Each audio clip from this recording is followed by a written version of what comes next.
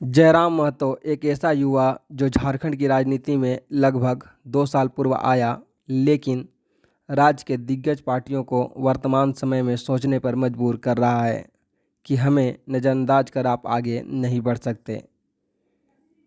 आने वाला चुनाव में हम एक अहम रोल निभाएंगे। जयराम महतो के मुद्दे, भाषाई आंदोलन और उनके सभाओं में आ रही भीड़ कहीं न कहीं राजनीतिक पार्टियों को सोचने पर मजबूर कर रही है।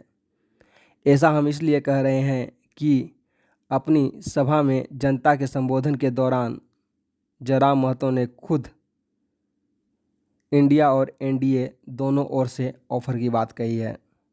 हालांकि उन्होंने क्या कहा है आप खुद सुनिए, और उनके बात में कितनी सच्चाई है यह जब आप कांग्रेस के विधायक इरफान अंसारी को सुनेंगे तो पता चल जाएगा। हालांकि क्या है वह ऑफ़र जिसका जिक्र सभा में जयराम महतो कर रहे थे, और क्या है वह ऑफ़र जिसके बारे में विधायक इरफान अंसारी ने कहा, आप खुद सुनिए और खुद देखिए कि क्या है वह ऑफ़र। लेकिन सबसे पहले सुनिए जयराम महतो को जो उन्होंने सभाओं में कहा, उसके बाद कांग्रेस के विधायक इरफान अंसारी को सुनिए कि वो क्या कह रहे हैं इस ऑफ़र को लेकर, या क्या ऑफ़र दिया इरफान अंसारी ने जयराम महतो को। हम लोग एमपी एमएलए बनने नहीं आए हैं। अगर आते हैं तो आपकी जानकारी दे देते हैं। हमको 3 गो लोकसभा सीट से ऑफर है, यूपीए तरफ से भी और एनडीए तरफ से भी 3 गो लोकसभा सीट से ऑफर है। और ये तो आप जानते हैं, इतना तो आप भी समझ सकते हैं कि उतना 2 साल में उतना काबिलियत ये लड़का बना लिया है। क्या क्या बुलाइए, यही देश के प्रधानमंत्री मुख्यमंत्री को बुलाइए, इतने लोग नहीं आएंगे। 3 लोकसभा सीट डायरेक्ट। लेकिन भैया हमने शुरू में कहा है ये पारसनाथ का टाइगर है, गर्दन में पट्टा बांधा नहीं आता है।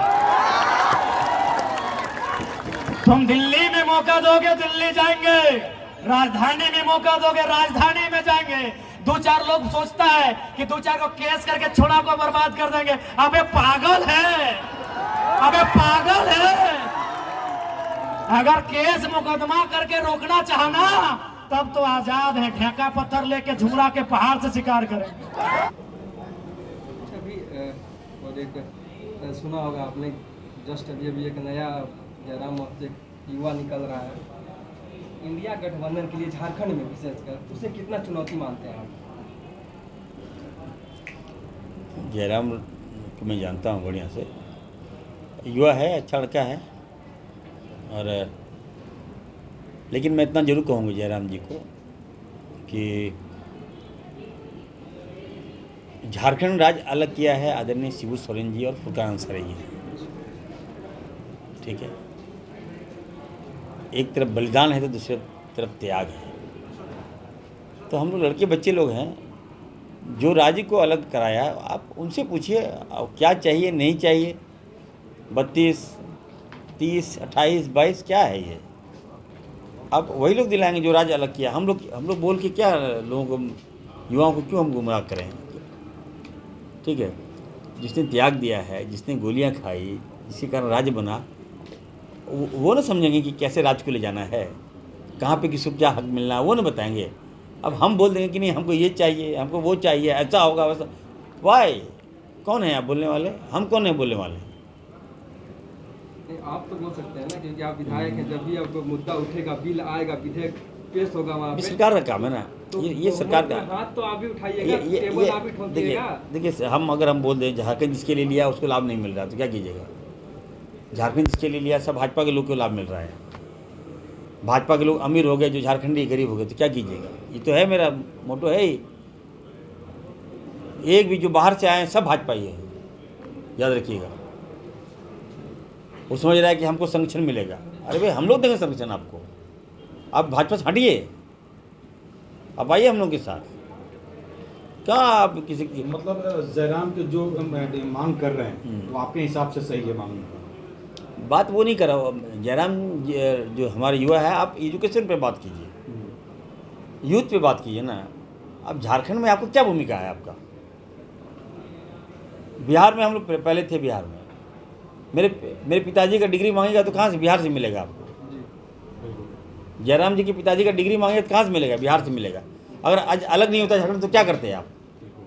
बिहार में होते हैं ना हम लोग भाई, हम तो कोर झारखंडी है।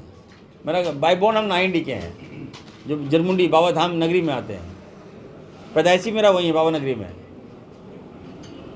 तो कहने का मतलब ये है कि हम इन मुद्दों को छोड़ दें, सरकार पे छोड़ दीजिए इन बातों को। जयराम जी को मैं सलाह दूंगा, आप यूथ की बात कीजिए। अच्छा, आप अच्छा बोलते हैं, मैं देखा हूँ। और सबसे बड़ी बात है कि आप जिस लैंग्वेज में बोलते हैं मुझे समझ में नहीं आता कौन लैंग्वेज बोलते हैं, लेकिन अच्छा लगता है सुनने में। ठीक है, तो आप बोलिए, लेकिन यूथ को आगे कीजिए, मोटिवेट कीजिए, पढ़ाई लिखाइए। अभी मैं कोचिंग खोल रहा हूँ, आप बच्चे को भेजिए, हम IAS बनाएंगे, IPS बनाएंगे।